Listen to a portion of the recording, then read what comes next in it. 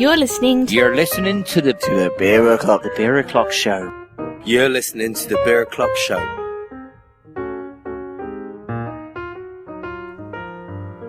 It's Beer O'Clock and this is the Beer O'Clock Show, where every week we fly a flag for real craft beer and all its many faces.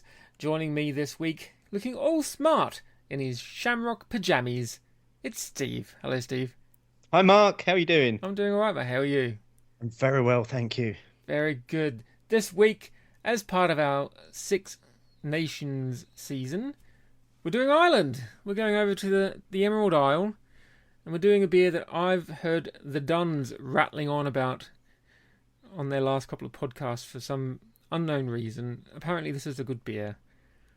It's from 8 Degrees Brewing. It's the Polar Vortex IPA, and we'll get to that in just a little bit. Steve, you've had a bit of a busy beery week. I was going to have almost as busy a beery week, but I succumbed to some mystery anti-beer bug, so I couldn't have any beer. So tell us what went on, mate. It's just been a great week. So we were down at Brew in a railway arch in Bermondsey, brewing our own beer, and there'll be loads more that you'll be hearing about that over the next few weeks. So we're not going to say too much just yet, but if you want to really find out what we're up to, you can go back through Twitter and Instagram and find some of the pictures from our day out. That was on Wednesday. Yeah, I was mainly taking pictures because I wasn't in a state to do anything else. Yeah, you left all the hard work to me, mate, didn't you? That's the day I got sick, mate. That's the day you went down. Yes, that's the day you went down and didn't come back up until tonight's recording. Because we were supposed to be doing something on Thursday night as well. I still went along to the Tap Room, which is a new-ish bar in Islington in North London, to see what they had on offer there. Quite a remarkable gravity cask system that they've got going on in the bar there, which they've got the casks just in this glass box, and they're all kind of on sliders, so they slide out once they're empty and they lift them up and put them in. Great selection of beers going on there, and if you're ever in the Islington area, check that place out. It's called the Tap Room. And then on Saturday we were supposed to be doing a few bits, which again you couldn't make because you were still poorly. So I went down to see the guys at Hot Burnt and Black. It's regularly becoming one of my favourite beery haunts. Just because they're lovely people. It had nothing to do with the fact they had a flagon of Cannonball waiting for me in the fridge. But went down there and saw Jen and Glenn. And we've got something in the pipeline with those guys as well. And again, stay tuned for that towards the end of this season, and we'll reveal what we're up to. And then from there, I went over to Beavertown as well, because I needed to pick up some beer for some friends. And I also wanted to try the barrel-aged espresso Imperial Stout, which they had on, which was as smooth as you like, mate. It was an absolutely stunning beer. It was like a velvety shot of espresso coffee beery madness in a glass. And then we had the lock-in on Saturday evening, which watch it to the end and you might see an Irishman fall on his arse. Well, fall on his face, actually. It was a good one. I've got to say, it was. We had a great panel on. There were some really good topical discussions, some great beers being drank, and yes, there was the magical moment where one of our guests succumbed to the amount of beer that they had drunk during the day and went down heavily, some might say. Yeah. But yeah, you can watch that back. It's up on the website now under the lock-in tab. Go down and just have a look at the Camden Town IHL lock-in. Right. News. Here's your pips. Beep, beep, beep, beep, beep, beep, beep, beep, beep, beep, beep, beep. Okay, so this was the big news that rocked the craft beer world on Friday last week. And this was SAB Miller are taking over Meantime Brewing. So they basically plan to expand the brewery. Now, I'm not going to comment on this too much here. Everybody knows the stories out there. There's been lots of debate on it on Twitter. We had quite some debate on it on the lock-in on Saturday night as well. But it's interesting because there's a lot of people saying, well, if it was ever going to happen, it was always going to happen to Meantime. They've always kind of been on that cusp. I just don't know. Obviously, mate, missing the lock-in on Saturday night. Did you have any views about this this news story that broke last week? Obviously a controversial move because it's SAB Miller. I've always found Meantime to be somewhat of the more mainstream of the crafty brands in London. Obviously their branding is on point, it's really sharp. You find them in places like some of the fancier bars and stuff. All Bar One, you'll find Meantime beers. And some of the places that don't serve craft beer, you'll find Meantime beers. So it's no surprise that they've been picked up by someone like Miller. Or the fact that they would want to sell out to someone, not sell out in the punk ethos way, yeah, but sell themselves to Miller. I'm surprised that they don't have the reach outside of London that Miller is offering them. I thought they did. I thought they were a huge brand. But I think this is a good move for them personally. Well, I suppose the name just lends itself to being a London beer, doesn't it? It's Meantime, the association with Greenwich.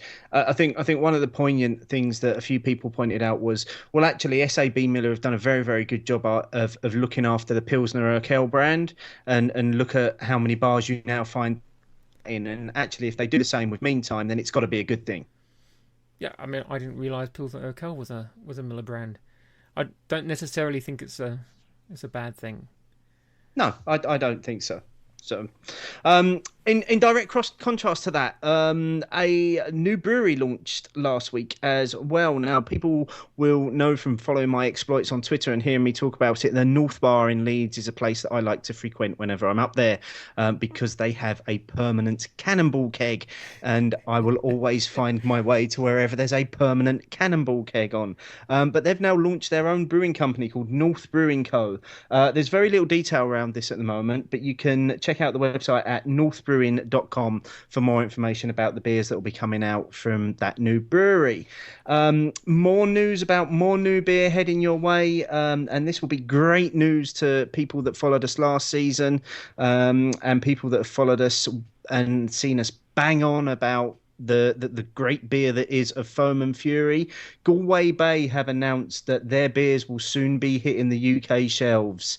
So whether that means bottled or not, or whether that means we're going to start seeing them in more UK bars, it's a case of watch this space here. But I do know that they're planning to make appearances at a lot of UK festivals this year as well. So you're going to be seeing a lot of Galway Bay beers very, very soon.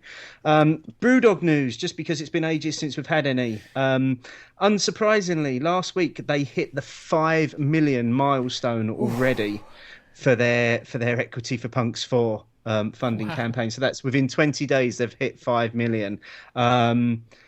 Make of that what you will, but if you're on the fence about buying the shares, don't sit on that fence for too long, because you might find yourself missing out. It's what happened to me the last time round. I sat on the fence for too long. When I finally made the decision, they had all gone. If you're going to invest now.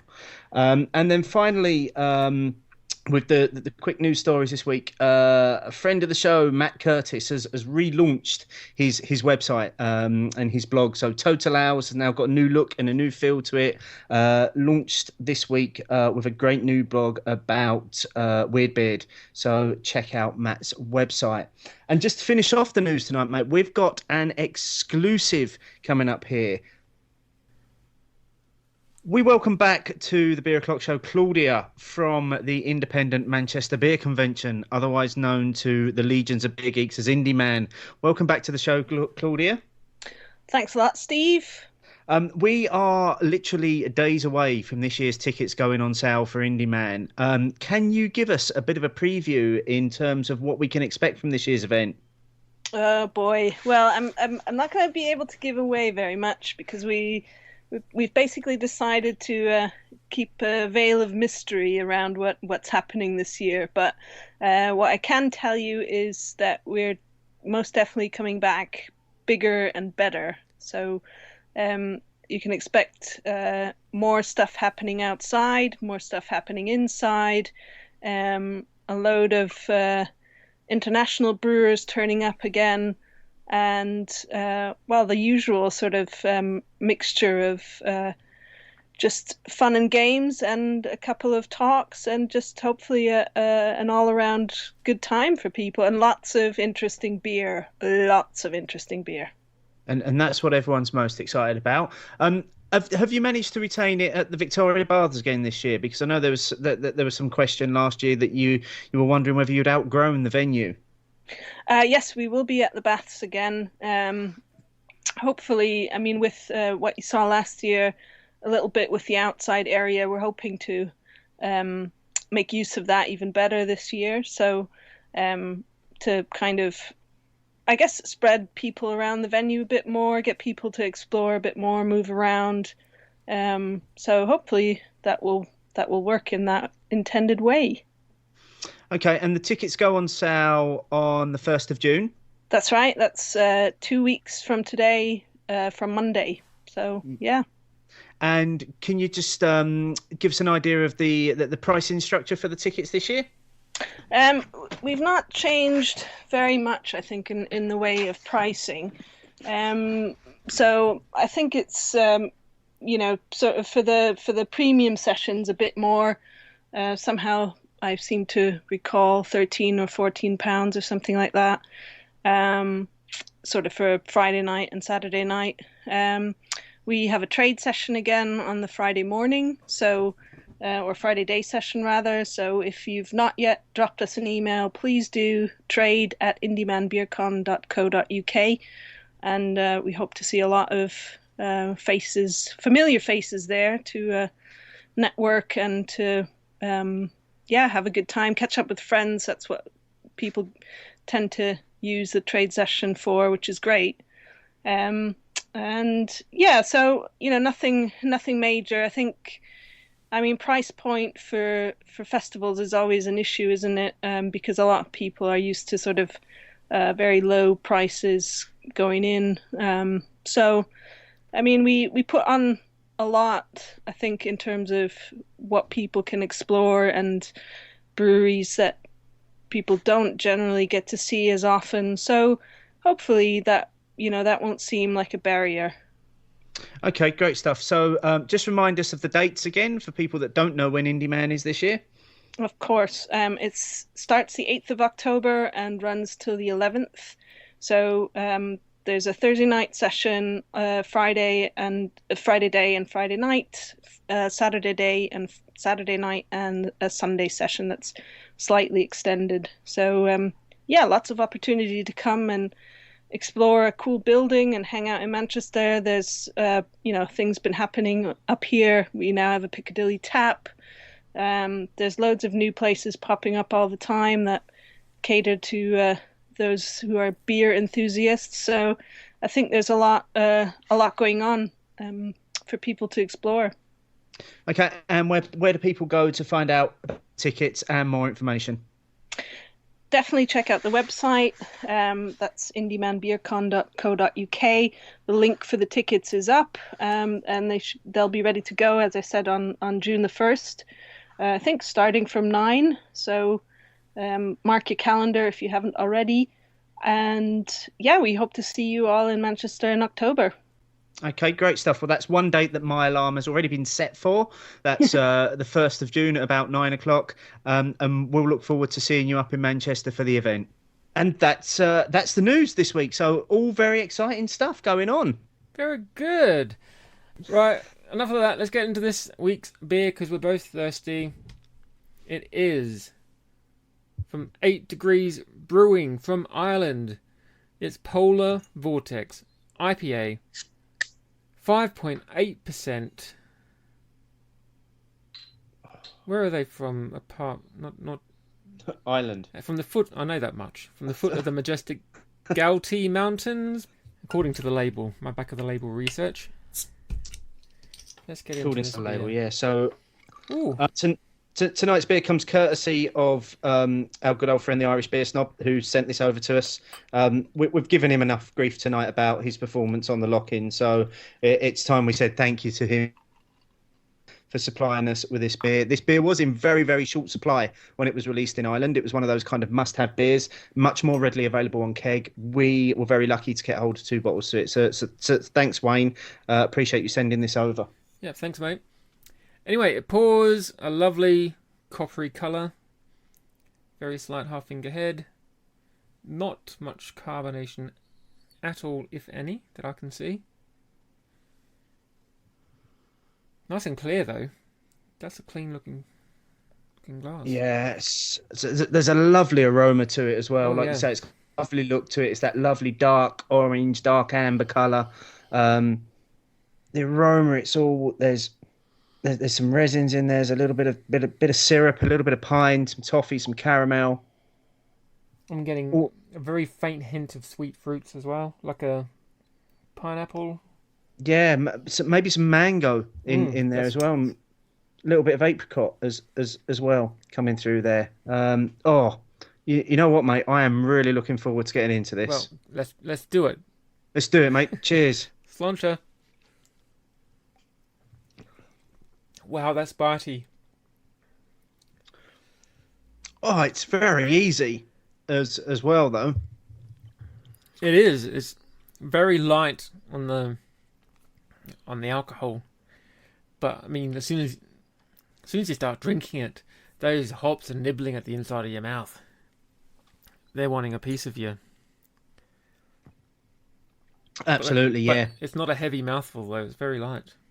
It's very light. At the same time, it's very, very well balanced. There's loads of flavour going on in there. Like you say, those hops are at you straight away the minute you take the first sip, and then you're getting all the flavours coming together. There's a little bit of dankness in there as well, but it's very, very well balanced, very soft, and it finishes on this lovely, and it's quite a lasting, soft bit of finish that it's got to it as well. Mm. It's got a nice mid palate toastiness. Yeah, so we've got in here we've got Cascade, which is the showcase hop in this beer, and then we've got a little bit of Simcoe and some Citra as well. Okay. Some Classic American hops. Yeah, some big American flavours in there. Oh, but that's a real easy drinker. I mean, that's what 5.8%. So it's not massive for an IPA. It's kind of there about mid-range IPA ABV. The flavours all work for the strength. It's good up front, it's good in the middle, and it's good at the end. Yeah, it wears its ABV quite proudly on its shoulders, I think. It's not one of these beers pretending to be heavier than it is, but also not a beer that's trying to get away with tasting lighter than it is. It's a 5.8% beer. You know, it's pretty upfront with that. Yeah. You know you're not wrestling with an easy beer when you're drinking it. But it's also not going to have you on your ass after one. What flavours are you getting from this, mate? I'm getting some fruits from it. There's maybe a little bit of tangerine, a little bit of orange in there. Maybe some grapefruit in the background. As I say, on certainly on the aroma, there was some mango, there was some pine, there was some apricot. None of those really coming through on the flavour, but a lot more citrusiness on the flavour. Maybe a little bit of a hint of kind of woody earthiness, but only just a hint. Yeah, I'm just getting some I'm just tasting the malt with maybe a layer of that more grapefruity hop flavours that we get from the American hops. I'm not getting really any other sweet citrus from this. The aroma was lovely, getting that mango-y pineapple, sweet tropical flu. The taste of it, I'm not smashing about. I don't know. I'm just picking up the maltiness of it. Not malty in, malt bomb sense, if you get what I mean. But that toasted grain type flavours. Yeah, everyone's palate is different. That's what I'm getting. Lovely hoppiness through it though. Mouthfeel is really smooth. It's not sticky. Pretty decent beer. Yeah, so it's a very, very solid beer. It's a real shame that this is one of those that people aren't going to be able to try, because like I say, it was quite limited when it came out in bottles. In Ireland, it was certainly more readily available on the keg. But yeah, a really good effort here from 8 Degrees. Really, really enjoyable beer. What do you know about 8 Degrees, other than it's founded by an Aussie and a Kiwi? Not a lot really. I mean, they do some of Ireland's best IPAs. That they've got a beer that's called the Full Irish, which is a single malt, single hop IPA, and they've also got one called Double Irish as well, which is a double IPA. Both of which are stunning kind of new world IPAs, so they're full of those big citrusy hops and flavors. Just reading that again, just a little bit on the label. I mean, it's a very informative label, It really is. attractive colours, with lots of detail on it as well. But it talks here about the hops that have been used in this are the first from the 2015 harvest, hopped with early harvest hops. So it might be that where you were getting those big aromas, maybe the hops just hadn't aged enough to have given you the flavour, because they were still very fresh. But yeah, no, as I say, sad. I don't really know too much more about 8 Degrees, other than they do some incredible beers in Ireland. Right. While we're supping on this, we're running a competition. Supping. Supping, mine's gone. We have a competition running at the moment. Do you want to give the boys and girls an update of, or retell them if they weren't listening last week on what the competition is about, how they can enter, and such and such? Yes, we're running a giveaway with eBreer at the moment to get your hands on one of their discovery boxes. You can be in with a chance in one of three ways. So the first way is a very simple Twitter competition. Go to our Twitter feed, find the tweets that are promoting eBreer and the competition, and enter. The second way of doing it is by going to iTunes and leaving us a review and a rating on the show. So any reviews that are left between now and 31st of May will be entered into a draw. And then the final way of winning is to take one of the most stunning photographs, to post it on Instagram, tag it with "Cheers, guys," and hope that you are selected as this week's prize winner. All of the details for how you can enter those three giveaways are all in this week's show notes. You can go there and you can click through to the various points that you need to go to enter. Very good. And we'll have the Instagram portion of that a little bit later. So, do you want to get on the craft baker now, mate?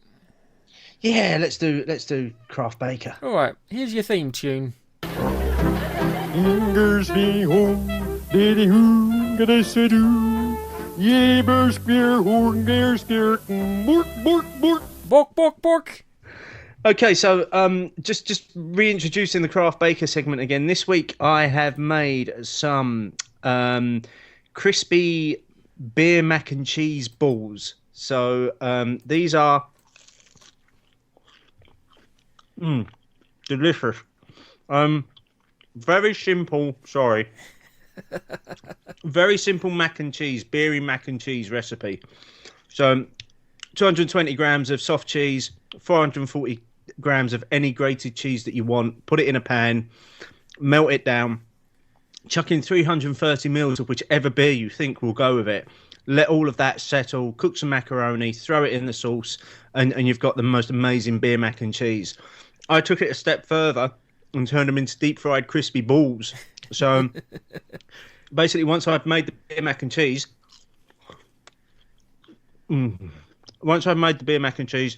put it into the freezer for about an hour, let it harden up a bit. Then using an ice cream scoop to make balls, dip it in egg, dip it in breadcrumb, fry it off. You've got the most amazing beery snacks. So what beer did you choose for your recipe? These ones I did with Adnams Ghost Ship. Okay. Worked really, really well. It's quite a light flavour. Doesn't really take over too much of the cheese. First time I made just the beer mac and cheese on its own, I did it with Brewdog's Dead Pony Club, which was amazing because, as you expect from a Brewdog beer, you get those big amplified flavours. Just came through in the cheese sauce. I've heard it works very well with a red ale as well. And I've heard it also works very, very well with a stout or a porter, which I'm yet to try. But yeah, really, really simple recipe, and like I say, really enjoyable little beer snack. Well, very good. That's this episode of the Craft Baker. Bork, bork, bork. Right, you finished your beer, haven't you? I have finished my beer, which is a real shame because I'm really wishing that I'd saved a little bit to have enjoyed with those beery mac and cheese balls because I think they would have paired really well. Do we have an Instagram of the week, mate? We do. This week's prize is no more because obviously the winner will go into the draw for one of those eBrewer boxes. It's another first-time winner this week as well. So it's great that more people are getting involved in the prize competitions. So this week's winner, I am just trying to find, is Pippinfault. So at Pippinfault for what I thought was a really nice picture of one of Brewdog's latest beers, but taken from three sides of the bottle. Oh yeah, look at that. And putting it all in one. So that's up on the show notes. It's also up on our Instagram feed. So well done, Pippinfault. Normally, I check to see if the winner has a real name as well. So whoever you are, congratulations. You're in the draw for a box of eBrewer goodies. Very good. Oh, this season we've been very lucky to be given discount codes from three great retailers. eBrewer, who are offering 10% discount or £10 off your first box if you join their monthly club. Also, our old friends Ales by Mail continue their offer of a 10% discount on their beer range. And also Beautiful Beers from Suffolk, who have a great range of beers from throughout Europe and the world, are also offering 10% discounts. So go to the Season 7 beer list on the Beer O'Clock Show website. Click on the logos after looking at what the actual beer discount code is and place an order and get your money's worth. Next week, continuing our Six Nations theme for Season 7, we return to Italy with Retorto's Krakatoa, courtesy of Beers from Italy. I have no idea what that beer is. It's on the shelf, but I haven't looked at it. Should I be It's excited? another IPA. Oh, for fuck's sake. It's yeah, but we know that from our Italian season that the Italians have a different slant on beer styles. So they take their inspiration not only from the UK and from America, but they also take their inspiration from Belgium and other parts of Europe as well. So it'll be an interesting beer to try because I'm not sort of sure what style of IPA it is. Okay. Well, I'm looking forward to that. Yeah, it should be a good one. Season last year, every beer was just dead on. If beers of Italy have suggested that beer, it's going to be dead on, I'm sure. Absolutely. Anyway, that's next week. You can find us online at beeroclockshow.co.uk, on Twitter at beeroclockshow, on Instagram at beeroclockshow, on Untapped at beeroclockshow Steve, I'm on Untapped at beershowmark, and on Twitter at beershowmark. Until next week, Steve. Been the highlight of my week. Bye-bye.